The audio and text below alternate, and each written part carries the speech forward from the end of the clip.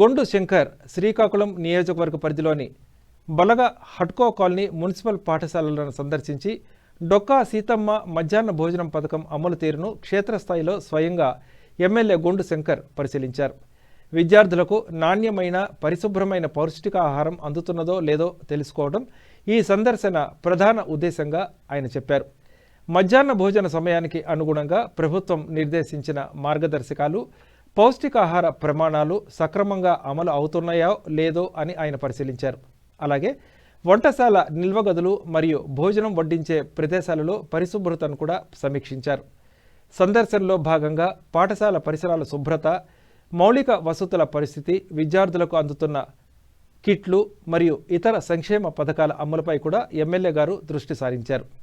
విద్యార్థుల హాజరు శాతం మరియు విద్యా ప్రమాణాలపై సమగ్రంగా పరిశీలించారు. ఈ కార్యక్రమంలో టౌన్ పార్టీ అధ్యక్షులు పాండ్రంగి శంకర్, ఆర్గనైజింగ్ సెక్రటరీ జ్యోతి భాస్కర్, నియోజకవర్గ తెలుగు యువత అధ్యక్షులు రెడ్డి గిరిజాశంకర్, చిట్టి సాయి కిరణ్, కూటమి నాయకులు పాల్గొన్నారు.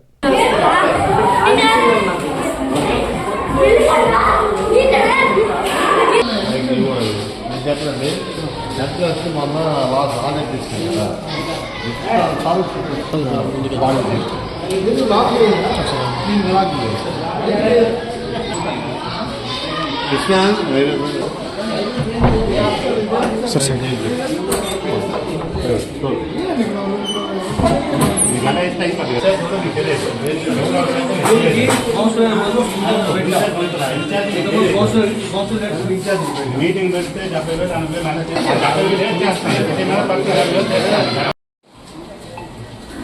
వాదించడం ఎందుకు నాతో? ఇప్పుడు చెప్పేది అంటే నాకు తీస్తారు ఎందుకు తీస్తారు? ఇక్కడ స్టూడెంట్స్ తక్కువగా ఉన్నారని ఒక నెంబర్ తీస్తారు. నాకు తెలియదు కదా మరి. నేను ఆల్రెడీ మీకు ఒకసారి వచ్చి చెప్పాను సార్. ఎందుకు సార్? 240 మంది కానీ దాటితే 240 లోపు ఉన్నారు. అందుకే ఒకరిని తీసిమన్నారా? అది నార్మ్ సార్.